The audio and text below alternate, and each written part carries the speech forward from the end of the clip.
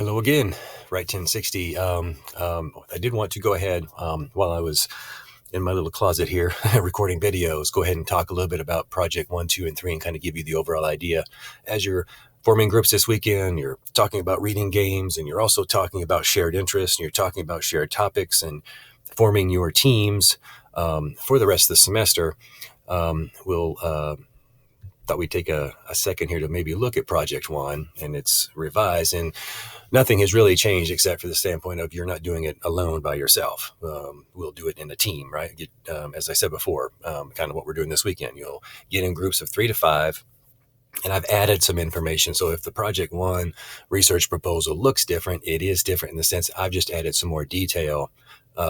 This particular one, I like this particular version of this assignment a little better, not only from the standpoint that it adds the collaborative environment, the collaborative aspect to it, but it also adds very specific detail and items to have for your collaborative research proposal, right? So everyone's kind of on the same page. So, and I do give you a little bit like in the assignment that proposing research is kind of like this problem solving activity. And that's why you'll want to think about, and you're grouping up and pairing up, in your groups or teaming up in your 3 to 5 this weekend, be thinking about, okay, finding these topics of interest and stuff like that, and then kind of approaching them from, okay, is there a problem within that topic that we can then think about that we might be solving, right?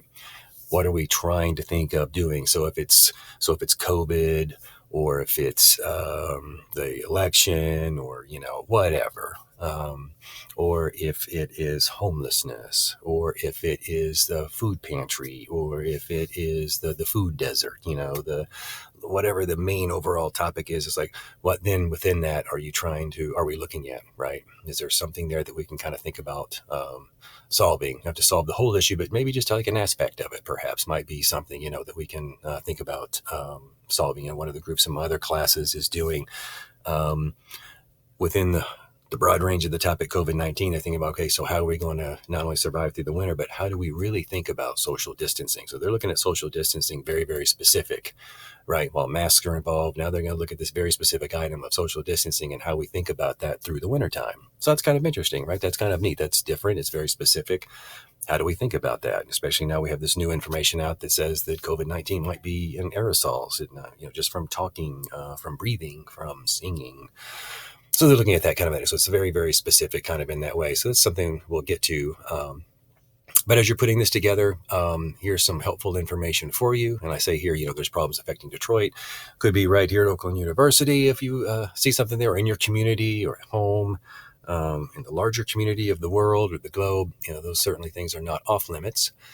So I want you to get overview of the problem or opportunity, and this is where you guys will work collaboratively to do that, right? You can assign like who's going to write the summary, who's going to write the introduction, who's going to write maybe the proposed program, right? And who's going to write maybe think about the plan of work, and then who might be collecting and gathering all of our qualifications and experience as we put this research proposal together. And of course, we'll go into more details of those next week, but this is where putting this thing together is going to be so much more enjoyable and more fun, because you guys will be able to collaborate back and forth on how to put this together. Like I've said, just kind of like an extension of the discussions that you guys have been doing so well at in this first 3 or 4 weeks of our course together.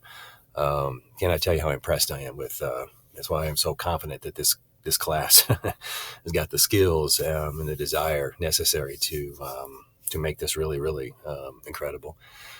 And then in the introduction, we drafted the problem statement, and I give you some details here. I'm thinking about that, a purpose and an audience statement. Who do you think your audience is? What's your purpose for like going into this type of research? And of course, to give me that background of the problem. How do you see it?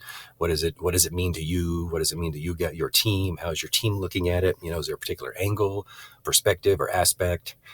And then, and like this is not set in stone, but when you think about this problem together as a team, what do you think the plan of work should look like? What's the proposed program, right?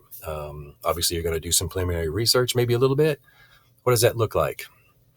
And then description of your qualifications, and then a projected life cycle. How long, how do you see this thing going throughout the rest of the semester? And like I said, that's just something because we're just thinking ahead of time a little bit. That's all.